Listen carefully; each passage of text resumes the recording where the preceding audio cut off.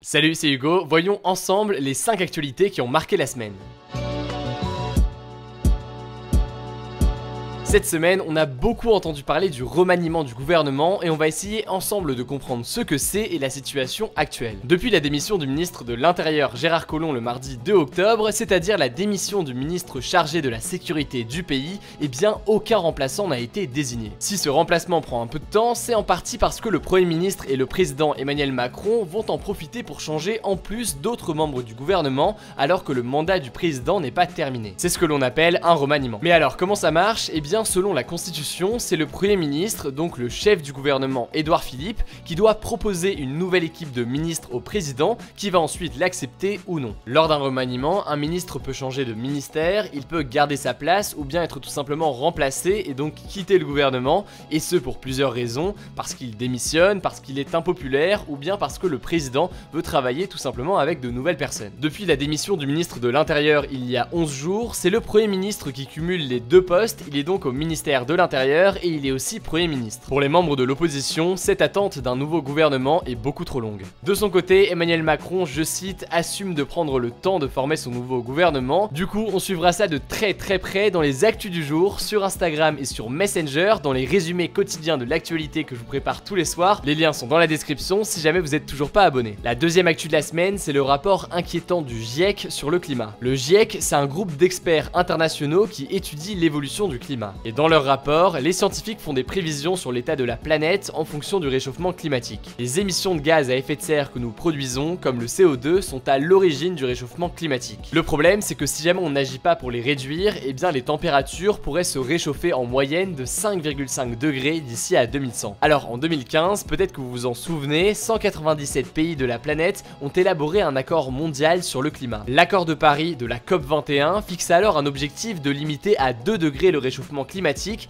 notamment en diminuant nos émissions de CO2. Le problème, c'est que d'après le rapport du GIEC, même une hausse de 1,5 degré des températures mondiales serait catastrophique. Il y aurait plus de canicules, d'extinction d'espèces, de montée des océans, et si le réchauffement atteint 2%, eh bien c'est encore pire, 18% des insectes, 16% des plantes et 8% des vertébrés disparaîtraient. Alors heureusement, les experts du GIEC ne font pas seulement des prévisions inquiétantes, dans leur rapport, ils donnent aussi des solutions pour éviter cette catastrophe planétaire. Pour que les températures n'augmentent pas plus de 1,5 degré, il faut que nos émissions de CO2 soient réduites de 45% d'ici 2030 et surtout qu'on arrive à un état de neutralité carbone en 2050. Autrement dit, on ne devra pas émettre plus de CO2 que l'on peut en retirer, c'est un terme un peu complexe mais vous inquiétez pas, on aura l'occasion d'en reparler dans des vidéos bientôt sur cette chaîne. La troisième actu de la semaine, c'est la nomination du juge américain et conservateur Brett Kavanaugh à la Cour suprême malgré les accusations d'agression sexuelle dont il a fait l'objet. Brett Kavanaugh, c'était le candidat de Donald Trump pour siéger à la Cour suprême, la plus haute institution juridique du pays. Les 9 juges de la Cour suprême sont nommés à vie et prennent des décisions très importantes sur l'accès à l'avortement, le port d'armes ou encore le mariage homosexuel par exemple. Juste avant l'annonce de sa nomination pour ce poste en juillet, Brett Kavanaugh avait été accusé d'agression sexuelle par Christine Blasey Ford,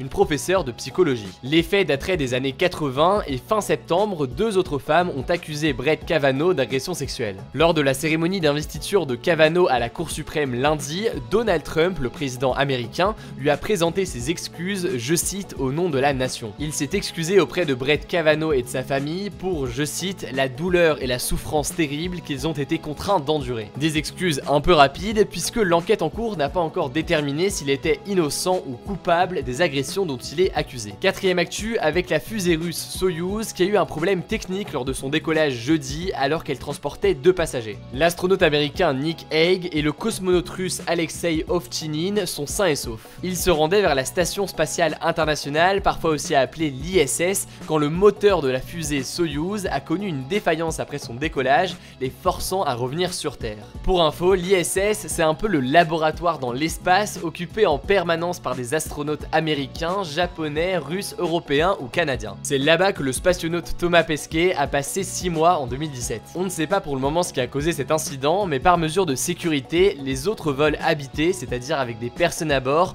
ont été suspendus le temps qu'une enquête établisse la cause de l'incident. En tout cas, ce lancement raté est un événement extrêmement rare, puisque en 50 ans, Soyuz n'a connu que 4 échecs. Et pour finir, on va donc parler du procès de Booba et Karis. Les deux rappeurs, avec leurs bandes respectives, s'étaient battus à l'aéroport d'Orly au mois d'août et ils avaient causé des perturbations sur le trafic aérien ainsi que de graves dégâts à hauteur de 50 000 €. Le tribunal correctionnel de Créteil les a condamnés cette semaine à 18 mois de prison avec sursis. Pour être plus clair, lorsque quelqu'un est condamné à une peine avec sursis, ça veut dire qu'il ne purgera pas sa peine. Donc dans le cas de Booba et Karis, aucun des deux n'ira en prison. Mais alors, à quoi ça sert de condamner une personne si elle ne purge pas sa peine? Eh bien en fait, le sursis, il est surtout dissuasif. Si le condamné récidive, c'est-à-dire qu'il commet un nouveau délit, eh bien il devra effectuer sa peine. Autrement dit, si Booba et Karis se battent à nouveau, eh bien leur peine de sursis sera appliquée et ils iront vraiment en prison au moins pour 18 mois. Les deux rappeurs ont également été condamnés à 50 000 € d'amende, mais quelques heures seulement après leur condamnation, Booba avait déjà recommencé à clasher Karis. Il a posté un photomontage de lui déguisé en cuisinier avec comme légende, je cite, « J'en connais un qui va manger des pâtes pendant quelques années », en référence à cette amende élevée. Bref, il faut apparemment plus de 18 mois de sursis et de 50 000 € d'amende pour dissuader Booba et Karis de se clasher. Le débat de la semaine, c'est le suivant: avez-vous confiance en l'humanité pour réussir à limiter le réchauffement climatique? Pour participer au débat, comme d'habitude, c'est très simple, ça se passe à l'aide de la petite fiche qui s'affiche en haut à droite. Vous pouvez voter oui, non ou sans opinion, et comme d'habitude, je vous invite à en débattre dans les commentaires, j'irai lire tout ça. Si vous n'êtes aujourd'hui toujours pas abonné au résumé quotidien de l'actualité, eh bien il est encore temps de le faire. Sur Instagram et sur Messenger tous les soirs, on vous prépare un résumé des 5 actualités du jour suivi d'un débat, donc pensez à vous abonner soit à l'un soit à l'autre si ce n'est pas encore le cas. Écoutez, je crois que j'ai tout dit, pensez à vous abonner et à activer les notifications pour être les premiers sur l'info. On se dit à très vite.